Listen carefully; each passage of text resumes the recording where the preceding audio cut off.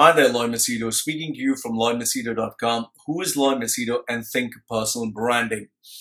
Now, I, generally this question comes to me once in a while as to, Lloyd, how are you planning for the future? Or what about the future? How to be future proof? The reason I think this question stems from is because no matter what plans you make in life, no matter what you do, there's no guarantees. There are so many people who I know because I'm an Indian passport holder, Asian, and most of us Asians, what we do is like from Philippines, Pakistan, Bangladesh, Sri Lanka, India, all these third world countries, the majority of them, they migrate or they move to the Middle East or they move to South because the economic conditions or the competition, or let's say, for example, in India, the population is so high. It's like for every job, you'd have 10 times more the competition that is normally there, whether it's education, opportunities, job opportunities, business, it's too crowded. And then there are places like Bangladesh or Sri Lanka or Pakistan where, the gap between the rich and the poor is so wide. The majority of the people find it very tough. That is why I watched this documentary from, I think, BBC. The Pakistanis, the ordinary lay people who migrated to Norway in the 60s or Europe in the 60s, they were able to build this big, huge mansions or houses in Pakistan because in Pakistan or Bangladesh, the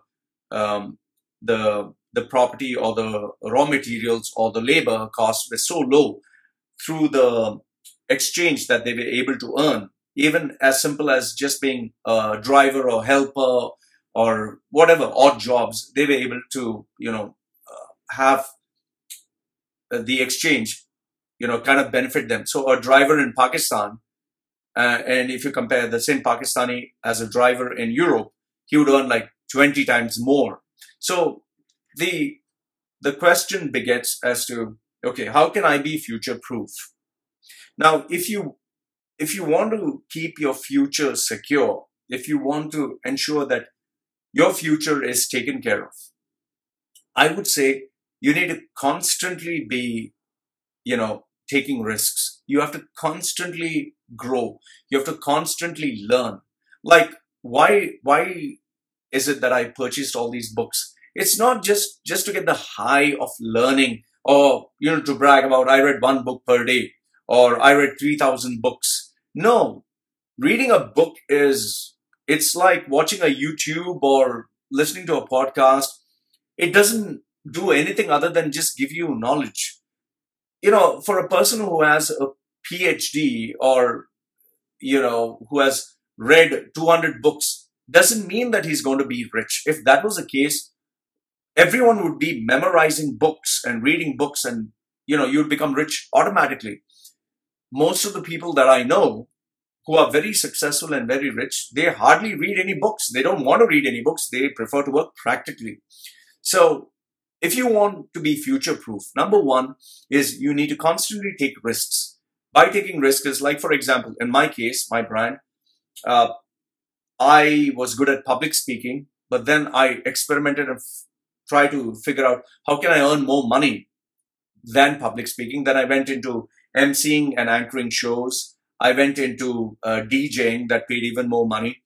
Then from there, I kind of reached stalemate. I said, how can I earn more money from here? I moved into training people, just basic skills, these normal corporate events, team building exercise. So I mixed my ability to entertain people, conducting some corporate values. Then from there, obviously, if you follow me online, you know I went through that disastrous phase where I lost everything. From there, I started teaching people, let's say, life coaching. I moved into coactive coaching. I moved into career coaching, business coaching. I tried my hand in so many other things. So I was constantly taking risks. I was always constantly trying something new and getting out of my comfort zone. I tried having seminars in hotels. I tried giving free workshops. I tried conducting in companies. I tried having lessons, group lessons. So I was always trying new things. Now, I've moved to Thailand from Dubai. That itself was a very big risk because Everyone else was being in their comfort zone in Dubai, in the Middle East, okay, waiting for a day when they would be asked to move out, even though the fact of the matter is, in these Middle East countries, they never give you citizenship. They'll throw you out. So, you know, I decided that at the age of 40, it's better I take the risk now than at the age of 60, because either way, if I have to move out, I'd have to start from zero, from scratch. So I decided at the age of 40, I have another 20 more years where I can handle risk. I can take risks. I'm, pretty strong. I can do it. So that is why I moved. I got out of my comfort zone. I kept taking risks. Today, I'm also trying new things and also taking risks. Like, I'm going to create this online community, which you guys know about, which is going to be a very private community. I'm trying different formats of servicing clients. I didn't have that before. I tried freelancing websites. It didn't work out. I tried going the way of these internet marketing coaches. It bombed. It didn't work out. I tried offering a course online. It didn't work out. So I'm constantly trying new things. So if you want to be future proof, you need to constantly take risks, constantly try new things. That's the only way. But please keep in mind that no matter what you do, the future is never secure. There's no guarantees. Like, for example, the Kerala floods that happened. In Japan, even these natural disasters are taking place. Even in the United States, these forest fires. Imagine people who spend their entire lives to earn money, build a house, save for their retirement, only for their house or their property to get completely destroyed. You can imagine how those people must be feeling to know that the house that they spent millions, that they spent 20 years of their life saving money to build a house or property, just got destroyed by a flood or natural disaster. I mean, if it was me, I would die of depression. So, like these books and this house, if tomorrow, let's say, rain came or flood came and everything destroyed, I don't know how would I take it. Maybe I would be destroyed. Maybe I'd kill myself. Maybe I would die of depression, because this is my life's earning, my life's saving. So it's very easy. I'll tell you, even when I speak about it, I'm scared. I'm just afraid that it would get jinxed. The fear is always there. Like, I can get paralyzed. If you actually look at some of the documentaries online, there are these people who just had an accident. They got paralyzed. In fact, I watched one of these documentaries where this guy from BBC World, he just he contacted a flu-like symptom, and before he knew it, his arms had to be amputated, his legs had to be amputated. It ate into his face. He doesn't have lips. Just imagine a guy with hands and legs. Now doesn't have arms, doesn't have legs, and doesn't even have a face, because that kind of bacteria or something ate into his entire face. I'll put the link below so you can check that. It's an incredible story. And now this guy has to be totally dependent and looked after by his girlfriend. So, anything like this can happen. I've literally told my wife, the day something like this happens, please make sure you kill me, or I will kill myself. Because it's very easy for me to give lectures and say, believe in yourself, overcome all disasters and problems. Life is tough, man. So there is no guarantees for the future. But the only thing you can do is constantly take risks, constantly try new things. I even read stories of people who saved 30 years of their life. They worked in countries like the Middle East. They suffered.